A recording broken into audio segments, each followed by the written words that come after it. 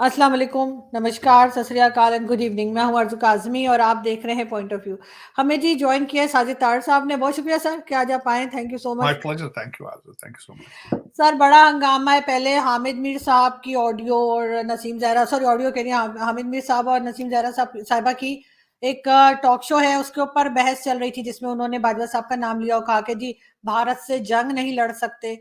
वैसे तो लड़ना क्यों चाह रहे हैं ये भी मुझे समझ नहीं आई, लेकिन उस क्योंकि भारत सर कुछ और कामों में लगा है इस वक्त, जंग वंग का कहाँ उनका मूड है।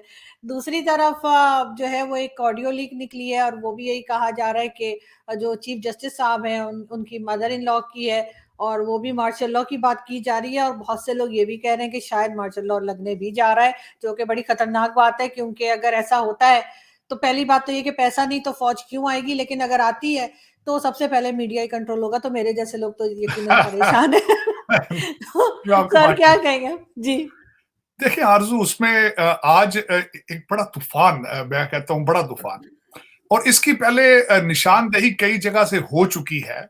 इसके इसके बारे में पार्लियामेंट, आपके असेंबली के अंदर भी स्पीचेस हुई थी कि जब पिछली दफा नवाज शरीफ साहब को वो पनामा लीक्स पे जब उन्हें नाहल करार दिया गया था, तो जज साहबान की फैमिलियां गैलरी में बैठ के तो तालियां बजा रही थी। आज इस पे बात ये होती है कि क्या दो इसमें से दो तीन क्वेश्चन निकल रहे हैं। मैंने अच्छा मैं चीजें बताऊं कि ये सुना, जो ऑडियो है ये है काफी लंबी, ये 12-13 मिनट की है, लेकिन उसमें कुछ काबिल एतराज भी चीजें हैं। सुना उसमें फौज के लिए नाजेबा लफ्ज इस्तेमाल किए गए, लोगों को कुछ जो पीटीआई के अलावा जो उनके मुखालफिन है उनके लिए कोई इस तरह के अल्फाजात जो है अल्फाज इस्तेमाल किए गए। लेकिन उसमें देखें, क्वेश्चन ये होता है कि क्या जज साहबान की फैमिलियां सियासत में हिस्सा ले सकती हैं? बिल्कुल ले सकती, लेना चाहिए उन्हें। लेकिन ये है कि इस ऑडियो के अंदर इन्फ्लुएंस के बारे में बात की गई कि वो इन्फ्लुएंस कर रही है, बार बार चीफ जस्टिस साहब को मैसेज भेज रही है कि लाखों का मजमा था, तो वो कन्विंस कर रही हैं उनको तैयार कर रही हैं कि पीटीआई के लिए फैसला दिया जाए, पीटीआई के हक में फैसला। ये गलत बात है। फिर उन्होंने इस ऑडियो के अंदर कहा है कि मैंने अपने बच्चों को कह रही हूं कि बाप के साथ रहो, वो कहीं माइंड चेंज ना कर जाए, तैयार रखो बाप को, करके घेर के रखो। फिर उन्होंने कहा जी मार्शल लॉ, वो कम वक्त मार्शल लॉ भी तो नहीं लगा रहा, ये भी गलत बात है। लेकिन इसके बारे में राना सनाउल्लाह साहब जो हमारे इंटीरियर मिनिस्टर हैं, उन्होंने फैसलाबाद में प्रेस कॉन्फ्रेंस करके दो चीजें कही। उन्होंने कहा एक तो इस पे सुओ मोटो एक्शन होना चाहिए, एक जो कि मेरे ख्याल में पहले ही बहुत ज्यादा सुओ मोटो एक्शन, हाँ, लेकिन इसका फोरेंसिक कराना चाहिए। और अगर फोरेंसिक आके सारा कुछ होता है तो रिजाइन दे। बात तो उन्होंने कर दी सारी, कहते हैं रिजाइन दे, इसके बाद you don't have any moral respect left to preside this highest office in Pakistan. और तीसरी उसमें जो बात मैं मार्शल लॉ पे कहना चाहूंगा, उसमें जिस तरह हमने पहले भी बात की आपने इसके इब्तदाइया में, कि आरजू हर 10 साल के बाद मार्शल लॉ अच्छा क्यों लगना शुरू हो जाता है? हर 10 साल बाद। हालांकि ये देखा जाए तो ये मार्शल लॉ हमारा मिनी मार्शल लॉ तो लगा भाई, मिनी मार्शल लॉ ही है बड़े अरसे से। जिस तरह बाजवा साहब ने देखे ना, एक आर्मी चीफ जब डिसाइड ये करता है, अब सारी बातें खुल के सामने आ चुकी हैं, आईएसआई हेड जो है वो डिसाइड करता है कि एक पार्टी को रोक के दूसरी पार्टी को आगे लेकर आना है, तो ये मार्शल लॉ है और क्या है। जिस तरीके से वो कहा जाता था कि जजों को मैनेज करना है, और जजों के जाके वो आपके सदीकी साहब है पिंडी वाले, जो जज साहब थे रावलपिंडी इस्लामाबाद कोर्ट के, उन्होंने चीफ कहा किस तरीके से मुझे जो है आईएसआई चीफ जो है वो इससे क्या बातें करते थे। तो ये मार्शल ही है ओरिजिनली अगर देखा जाए। इसमें वाली बात ये है कि हमारे भाईजान जो है वो अपनी चीजें तो मनवा लेते हैं, सारा कर लेते हैं। आज मैं आपको एक छोटी सी मिसाल देना चाहूंगा। हमारे अमीरुल मोमिनीन ने आज ईद का जश्न किया है जमानत पार्क के अंदर, उन्होंने जश्न मनाया, वहां पे बच्चियों ने गाने गाए हैं। उन्होंने उसमें आके फिर आज कहा है कि बाजवे को जो रिश्वत है, खराबियां, तो वो तो उसको अच्छी लगती थी, वो बुरा मानता ही नहीं था। आज फिर उन्होंने अटैक किया है एस्टेब्लिशमेंट के ऊपर। तो अगर ये सारा कुछ है, अपनी मर्जी की चीजें कर लेनी उसमें से, अपनी मर्जी की करप्शन कर लेनी सारी उसमें से, लेकिन कौम को बचाने के लिए, पाकिस्तान को बचाने के लिए कुछ ना करना, ये ज्यादती है। आज अगर मार्शल लॉ लगता है, हालात आपके बहुत खराब है, कोई शक नहीं है। सख्त फैसले को जो करने की सलाहियत रखती है वो सिर्फ आपकी फौज ही रखती है, दूसरे किसी के पास कोई सख्त फैसला करने की सलाहियत नहीं है। लेकिन देखना यह है कि वो आगे आएंगे तो क्या करेंगे, फिर इनके साथ मिलजुल के ये आगे पार्टियां बनाएंगे, फिर पार्टियां बनानी शुरू हो जाते हैं, कौम को कुछ नहीं देते।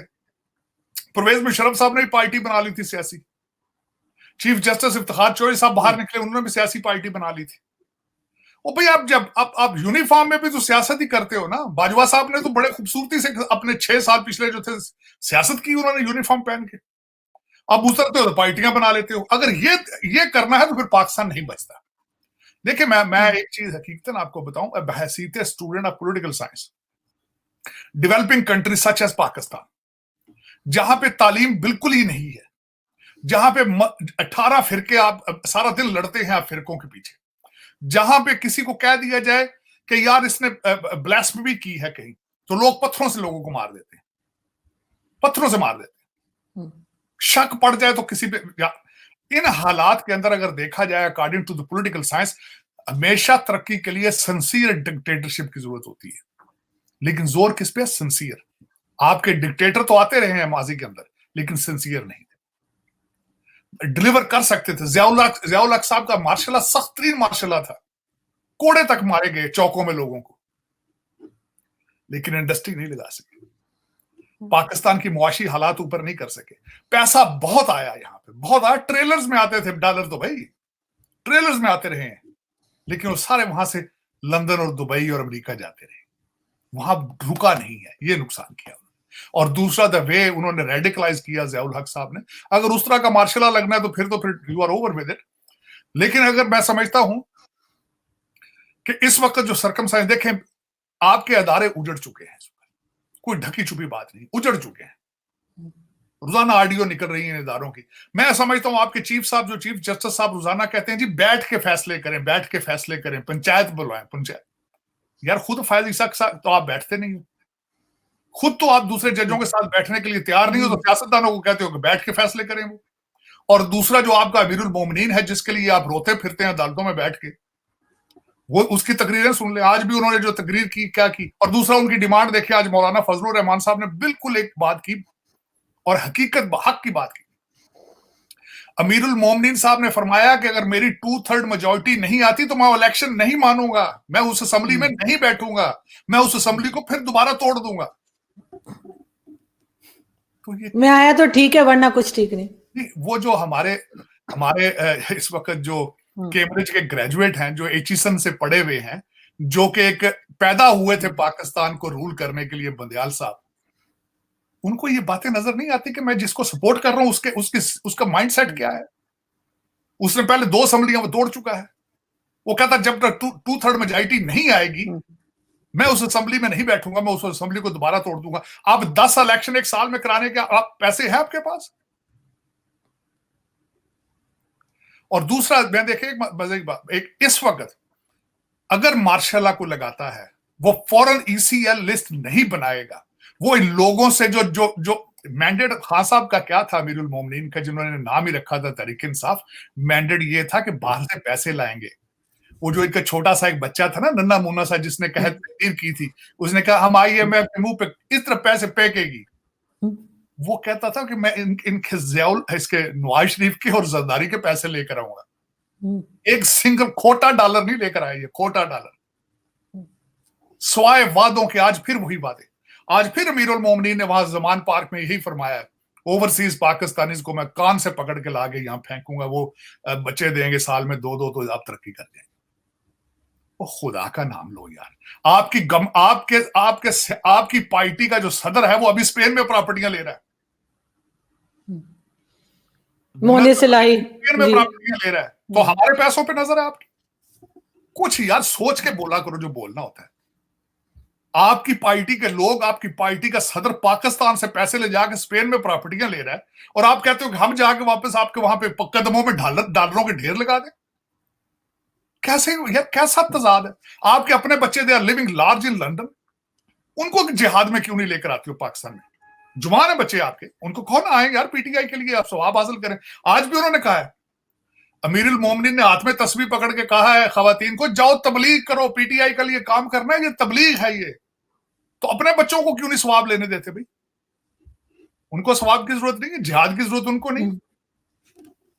लेकिन अंदर हकीकत आरजू, अगर जो सारे सर्कमस्टांसेस को मैं दो और दो जमा करता हूं तो आपकी तबाही नजर आती है। मुझे इसमें उम्मीद की करण उभरती भी नजर नहीं आती।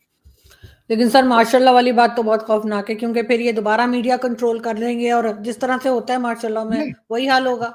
एक चीज देखें, अगर हालात तो अब मुझे ये बताएं, आजकल कुछ हालात ठीक है, खान साहब वापस आते तो मीडिया के क्या हालात थे आपके? मोहसिन बेग कौन था भाई? वो मीडिया से ही था ना, घर में अलग घुस के नहीं मारा था उनको। वो दूसरे आपके क्या, वो जो जिनके अपार्टमेंट में असतूर साहब के घर में नहीं मारा गया था?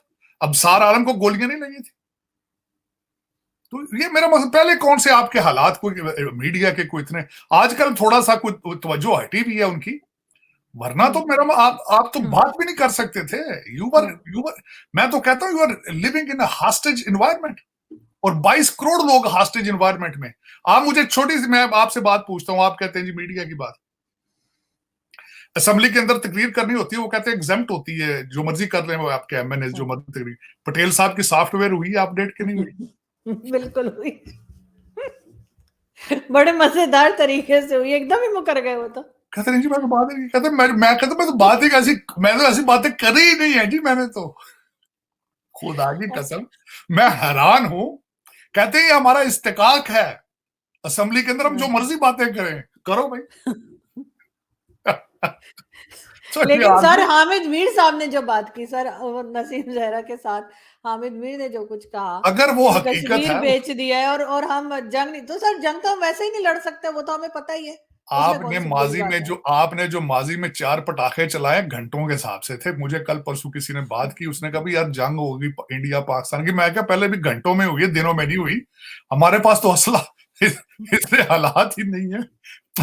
लेकिन हरसू सबसे बड़ी बात यह है कि आपको सिंसियर लीडरशिप की सख्त जरूरत है, पता नहीं कहां से आनी है, मेरी समझ से बाहर है।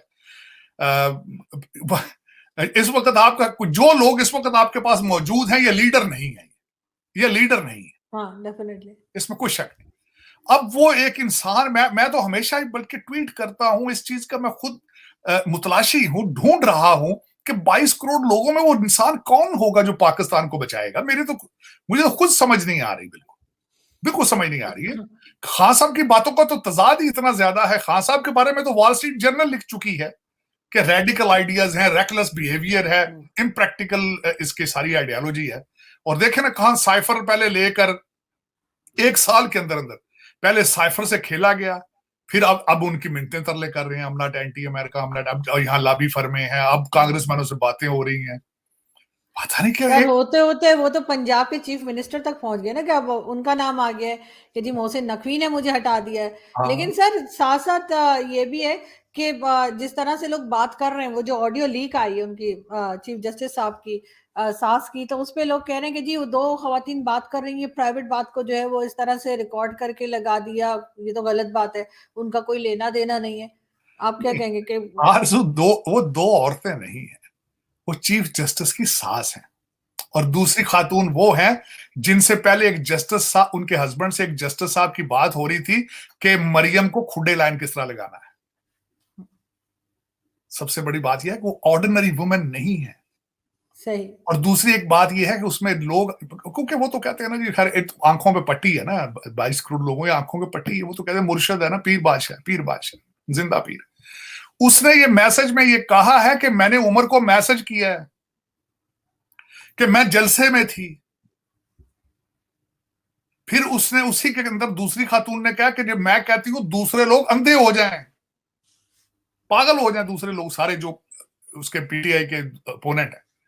फिर उन्होंने उसमें यह भी कहा है कि मैंने बच्चों को कहा है उमर के कि तुम वहीं रहो, अपने बाप के पास रहो और उसके ज़हन को तैयार कर। तो मेरा मकसद ये है कि ठीक है, अगर यही आप चाहते हैं, यही आपको भाई, अच्छा सबसे बड़ी बात, एक्विजिशन आप पे पहले ही है, मौजूद है आप पे, खोसा साहब के ऊपर एक्विजिशन मौजूद है कि उन्होंने इसको कहा था, इमरान खान को खुद कहा था, कहां सड़कों पे जलील हो रहे हो, मेरे पास आओ, मैं इसको डिस्क्वालीफाई कर दूं।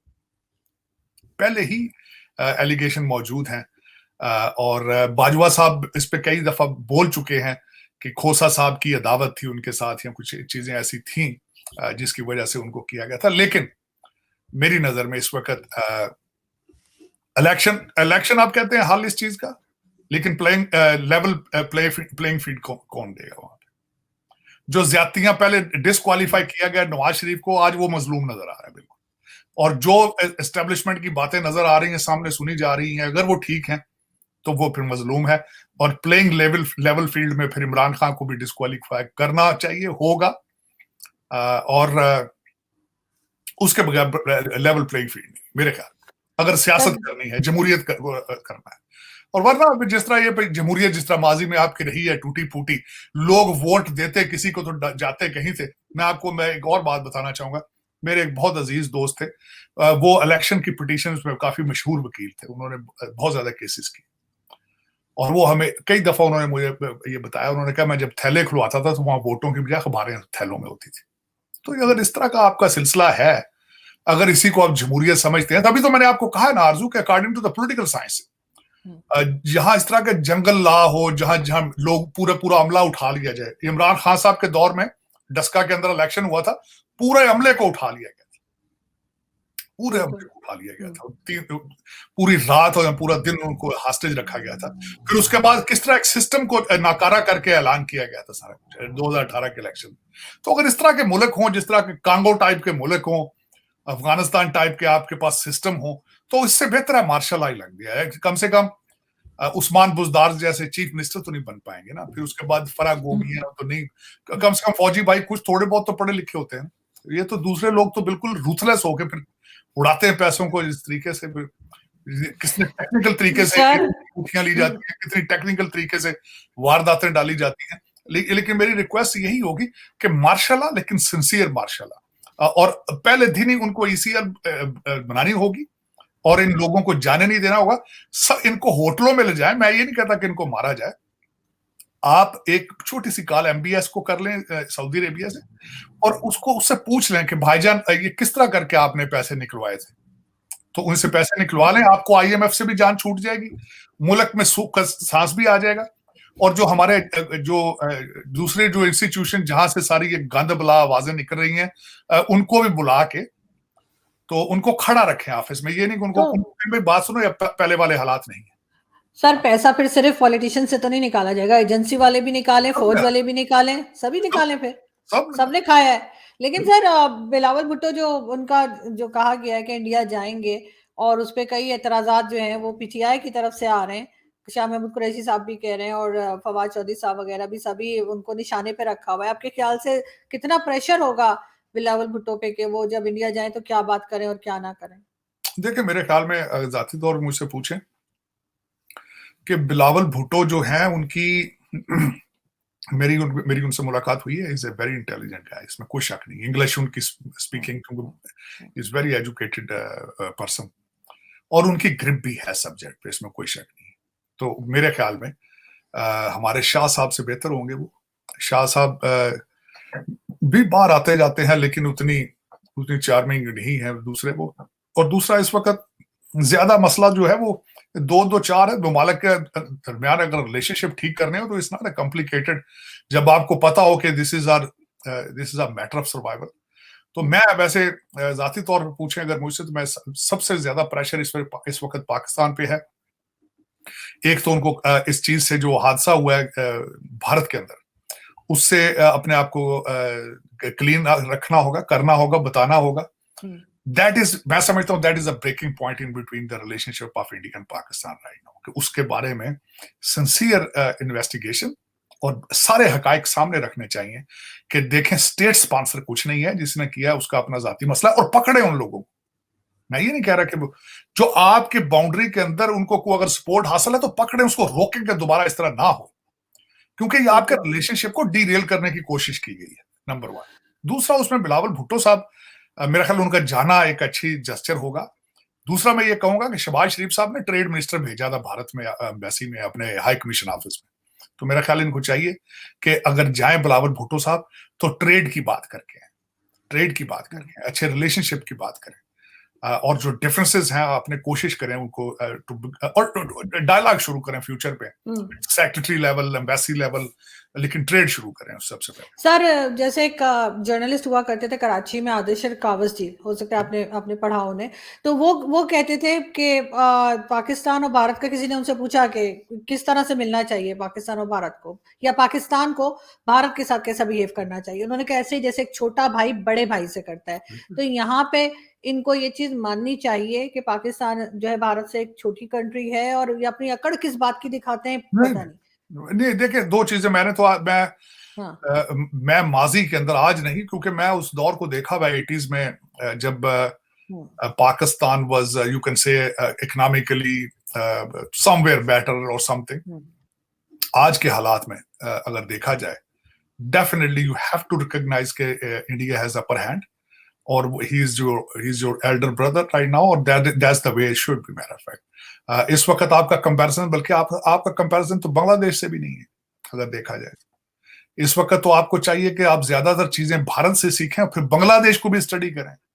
मैंने हमेशा आपको बताया कि वो उन्होंने सिंपल सी बात है, एक तो उन्होंने अपने बांग्लादेश में लड़की, खवातीन, विमेन, 51% ऑफ द पॉपुलेशन जो घरों में बिठा के ताले लगा देते हैं हमारे ये पाकिस्तानी जो लोग हैं, गलत करते हैं। वहां पे उनका फाउंडर मैं समझता हूं डॉक्टर यूनस था, जिन्होंने माइक्रो फाइनेंसिंग शुरू की थी, खवातीन को छोटे छोटे कर्जे दिए थे कि उन्होंने स्वेट शॉपें बनाई थी अपनी, और तभी इस वक्त कॉटन का सारा बिजनेस पाकिस्तान से निकल के बांग्लादेश चला गया। तो वही उसी तरह का फार्मूला आपको भी चाहिए। आप गलत चीजें तो सारा कुछ ले लेते हैं फौरन, लेकिन अच्छी चीज आप कभी फॉलो नहीं करते। मैं कहता हूँ पठान भाइयों से सीख लो, अफगानियों से, वो अपनी इकॉनमी, आपके डॉलर जाकर उन्होंने अपनी इकॉनमी ठीक कर ली, उनसे कुछ सीख। और सर थोड़ा सा एक दूसरे को अप्रिशिएट भी तो करना चाहिए। अब अगर भारत में G20 हो रही है, SCO की मीटिंग्स हो रही है, भारत की इकोनॉमी बेहतर हो रही है, तो अगर यहाँ के जो हमारे सो कॉल्ड लीडर्स हैं अगर ये तारीफ कर देंगे तो कौन सा नुकसान हो जाएगा, इनको सीखना चाहिए। देखें, मैं जिसमें मैं ये बिहेवियर जो आपने बात की ना, यही चेंज करना होगा, ये चेंज करना होगा। उसकी वजह क्या है? दर हकीकत वजह ये है, इस वक्त पाकिस्तान को सबसे ज्यादा मसाइल देखे ना, मेरा एक क्वेश्चन आपसे, ऑक्सफोर्ड से ग्रेजुएट इंसान एक आया हो जिसकी ट्रेडमार्क हो कि he is a play boy, उसने कहा जी इंसाफ नहीं सोसाइटी में मिल रहा, मैं इंसाफ की एक पार्टी बनाऊंगा। नारा दिया हमारे मुल्तान वाले उनके जो दो साथ थे जिन्होंने ये सारी वारदात डाली, उन्होंने कहा भाई आप नया पाकिस्तान का नारा देंगे, नया पाकिस्तान। बल्कि जोक शुरू हुए थे कि वो कहते थे, जरदारी साहब कहते हैं पुराना मुझे दे दो अगर नया बनाना है। अच्छा, नए पाकिस्तान को फौरन छोड़ के जब उनको पता चला कि यहाँ पे तो रिजवी साहब का वोट बैंक बहुत ज्यादा है, ताहिरुल कादरी का बहुत ज्यादा बैंक वोट है यहाँ पे, तो फौरन उसको चेंज किया, नया पाकिस्तान को अमल बिन मारूफ के साथ। ये सबसे ज्यादा डेंजरस सोच है आपकी, ये सोच आपको दुनिया में बहुत पीछे लेके जा रही है, इसको ठीक करना होगा। 40,000 मदरसों का शोर चलता है पाकिस्तान में, तो वो क्या है? वो दीनी तालीम का, आप कहते हैं दीनी तालीम, उनके पास तो टूल्स ही नहीं है तालीम देने के लिए। बिल्कुल 10-10, 12-12 बच्चे जब पैदा होते हैं तो शाम को खाना देना मुश्किल हो जाता है, क्योंकि ये आपके सारे ज्यादातर अफसोस के साथ खैबर पख्तूनख्वा के अंदर तो वो मजदूर होता है बाप, वो सबको जाके मदरसे छोड़ के आ जाता है, ऐसे ही। और ये आपको देखना होगा। माजी के अंदर तो आपका कारोबार चलता रहा, क्योंकि दहशतगर्दी थी, चला रहे थे, आप दुनिया को डरा रहे थे, भाई इधर से उसामा बिन, इधर से तालिबान नंबर 4 पकड़ा गया, उधर से अलकायदा नंबर 2 पकड़ा गया, इधर से ये हो गया, इधर से दुनिया को, अमेरिकन को डराते थे, वो तो बेचते रहे आप। परवेज मुशर्रफ साहब ने खुला के लिखा सारा, वो बेचा आपने, खुल के बेचा, उन्हीं बच्चों को बेचा वो जो 40,000 इधर उधर करते हैं आप। लेकिन मसला ये कि अब आगे नहीं चलेगा ना वो, अब आगे इस वक्त दहशतगर्दी, वो कहते चैप्टर क्लोज, अब वो नहीं खरीद रहे आपसे ये सारा कुछ। आपने सर्वाइव करना है तो क्या करोगे? आप बार बार डराने की कोशिश तो करते हो, अभी तक करते हो उसको। कारोबार आपने, दुकान पूरी बंद नहीं की आपने, शटर नीचे किया हुआ, खिड़की खोली भी आपने। 262 हमले तो अब हो रहे हैं आपके मुल्क के ऊपर, इकॉनमी किस तरह चलेगी? लोग आएंगे या पैसे लेके? अमीरुल मोमिनीन तो कह देते हैं ओवरसीज पाकिस्तानी पैसे लेकर आए, लेकिन आपकी अपने लोग स्पेन में प्रॉपर्टी खरीद रहे हैं आप जाके। ओवरसीज इतने आंखों से अंधे हैं वो लोग, जो खान साहब जो पैदल चल के पाकिस्तान से इटली पहुंचते हैं, ग्रीस पहुंचते हैं, वो नाक में रोटियां नहीं डालते। और मैं दूसरी अर्ज करूं, अमेरिका या बाहर ये पैसे दरख्तों से नहीं तोड़ते। 18-18 घंटे काम करते हैं लड़के, 18-18 घंटे। बिल्कुल ऐसा ही है सर, बहुत मैं मुश्किल है। दो पोस्ट ग्रेजुएट डिग्रीज थी मेरे पास, और पाकिस्तान से पैसे लेके आया था कारोबार करने के लिए। यहां पे जिंदगी के 10 साल मैं 7 दिन काम करता था और 14-14, 16-16 घंटे काम करता था। तो आपकी नजर मेरे पैसों पे है। आप कहते हैं कि मैं आपकी गलतियों को मैं कवर करूंगा, आपको मैं पैसे दूंगा ताकि आपके बच्चों की प्रॉपर्टियां लंदन में बने और टोरंटो में बने। कैसी बातें कर रहे हैं यार आप। हाँ, 4-5 जो टूटे फूटे डॉक्टर आप कहते हो यहाँ पे है, उनको को ज्यादा पैसा तो भेज दें। हमारे तो भाई हलाल के कमाए पैसे हमने। कोई नहीं भेजेगा सर, पहले किसी ने नहीं भेजा, पहले भी इमरान खान यही कहते थे। वो कहा था ना मुराद सही ने, जो आप बता भी रहे थे कि मुंह पे पैसे मारेंगे, नहीं, कहीं वो से तो नहीं आए नहीं पैसे। आरजू, वो तो कहते थे ना नवाज शरीफ के पैसे निकलवाएंगे, जरदारी के छीन कर वो भी लाएंगे। नहीं निकले, और ओवरसीज पाकिस्तानीज ने भी नहीं भेजे। ओवरसीज पाकिस्तानी जो जिनके पास जो इनके 4-5, असल में खान साहब को एक बड़ा इशू है, वो ये इशू है इनको। खान साहब नुसरत फतेह अली इकबाल को लेकर आके यहाँ से पैसे ले जाके उन्होंने शौकत खानम हॉस्पिटल बनाया। उस वक्त इनके रिलेशनशिप यहाँ पे बन गई। ये जितने लेकर साथ इनकी जो कैबिनेट में सारे लोग बैठे थे ना, ये सारे इनकी गाड़ियां चलाते थे या फंड रेजिंग करते थे यहाँ पे इनके लिए। अभी उसी के ख्वाब आ रहे हैं इनको कि शायद मैं यहीं से फिर दोबारा शौकत खानम की तरह के ये पीटीआई के पैसे लेकर आऊंगा, तो पता नहीं यहाँ दूध की नहरें चलनी शुरू हो जाएंगी। वो बात नहीं है। पूछो इन डॉक्टरों से पैसे देते हैं तो ले जाए। ये जो 200-1500 इन्होंने एक ऑर्गेनाइजेशन यहाँ बना ली है, इन्होंने 1500-1600 डॉक्टर उसको ज्वाइन कर चुका है। इनसे लेना पैसे, डॉक्टरों से ले पैसे। ये अगर इनके पास है पैसे, मेरे ख्याल में तो डॉक्टर यहाँ पे अमेरिका में, और मैंने देखा बहुत कंजूस कौम है ये। लेकिन सर रोड मैप किसी के पास नहीं है, चाहे वो एस्टेब्लिशमेंट हो, चाहे मार्शल लॉ लगाएं, चाहे यही गवर्नमेंट रहे दूसरी आए, रोड मैप किसी के पास नहीं है। लेकिन इकोनॉमी कैसे एक सही बात है करेंगे? ना, मैंने आपको अर्ज की है, ये तो जो ब्लीडिंग हो रही है वो भी नहीं रोक पाएंगे। मार्शल लॉ लगेगा तो आगे मजीद जो यहां से निकल के जा रहा है पैसा, शायद वो रुक जाए। शायद वो भी उम्मीद नहीं है, वो भी उसकी गारंटी नहीं है। लेकिन देखिए मार्शल लॉ तो पहले भी आपके बहुत लगे। अब देखना ये कि मार्शल लगता तो कैसा लगता है, सही कौन लगाता मतलब है। मैं बैक पैक कर लूं सबसे पहले क्योंकि मार्शल लॉ में नहीं रहना, बाकी सब ठीक है। नहीं यार, आप दुबई से प्रोग्राम कर लेना ना, वो क्या फर्क पड़ता है। आप अमेरिका आ जाना, क्या फर्क पड़ता है। यहाँ पे स्टूडियो बना लेंगे बल्कि अच्छा सा। बिल्कुल ऐसा ही लग रहा है। अगर मार्शल लॉ आया तो बिल्कुल फर्स्ट कॉल आपको मेरी ही आएगी। Thank you so much sir कि आपने आज ज्वाइन किया। Thank you sir. Thank you sir.